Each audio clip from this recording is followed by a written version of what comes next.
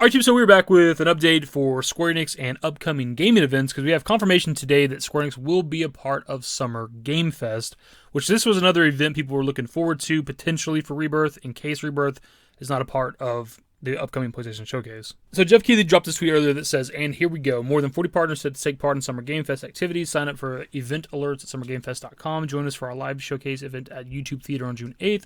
Public tickets now on sale. So there's obviously a lot of companies and stuff here, but the interesting one for us, of course, is Square Enix. Though I did see somebody point out on Twitter that Disney's also a part of this event, so maybe some Kingdom Hearts 4. I will say this, I'm not sure of like the history of Square Enix and Summer Game Fest and massive reveals. I don't know if they've ever like shown off like groundbreaking world reveals or something at Summer Game Fest. Maybe they have, maybe they haven't.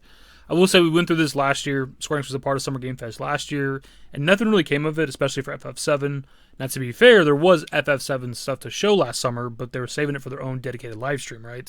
So they were never going to show anything FF7 at Summer Game Fest. So that could obviously be different this year. There's no dedicated 25th anniversary live stream for Final Fantasy VII, right? There's something to show. It could be shown here. Now, what I'll say, though, and this is just my opinion on the situation, if there's something they want to show for FF7 Rebirth prior to the launch of Final Fantasy XVI, which is obviously the crux for all this, I'm not really sure why they'd want to show it off at the Summer Game Fest, which is a big event, don't get me wrong, but why would it not be a part of the PlayStation Showcase that's happening just a mere 2 weeks before Summer Game Fest, which the entire point of this PlayStation Showcase, as we're told, is to kick off the next phase of the PS5, right? Show off all the upcoming PS5 exclusives and all that other shit, right?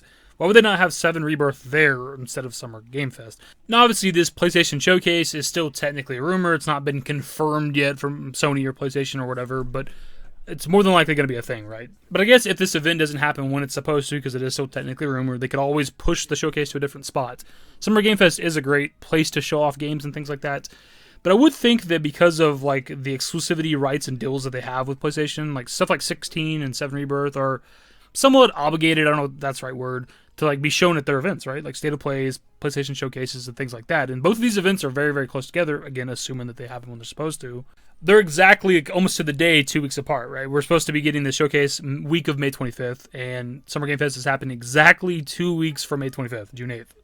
And with the events being so close together, if they were wanting to show something off, I don't know why they would wait 2 weeks for Summer Game Fest. Unless maybe Summer Game Fest gets a lot more eyes on it, that's a possibility. But again, this showcase is supposed to be massive, showing off a lot of exclusives and upcoming games for the PS5. It's supposed to probably sell you on the PS5 if you don't already have one, or stick with the PS5 if you already got one. So I don't know why Rebirth would be anywhere else. I will say this, and we'll start wrapping the video up. I know there's like other upcoming gaming events and things, but these are kind of the two big ones that people are talking about, right? This unconfirmed showcase for PlayStation, and then Summer Game Fest. If Rebirth isn't at either of these events, then it's pretty clear it's not going to be anything until after the launch of 16, which, again, I've said in the past, for me, is just, it feels like a little too late to start the marketing. It's something we haven't actually discussed here on the channel, but like the later we get into the year before the marketing is going to start for Rebirth, like as the months go by, it just feels like there might be a delay for the game, because I don't know why you would start the marketing so late, right? Some people expect to see the game at like Tokyo Game Show, right, which is late September. Like if that's when the marketing starts, like, and the game is supposed to come out this winter, that is feels like they're going to push the game at some point, right? Like maybe they push it to summer of next year, or winter of next year, or something along those lines.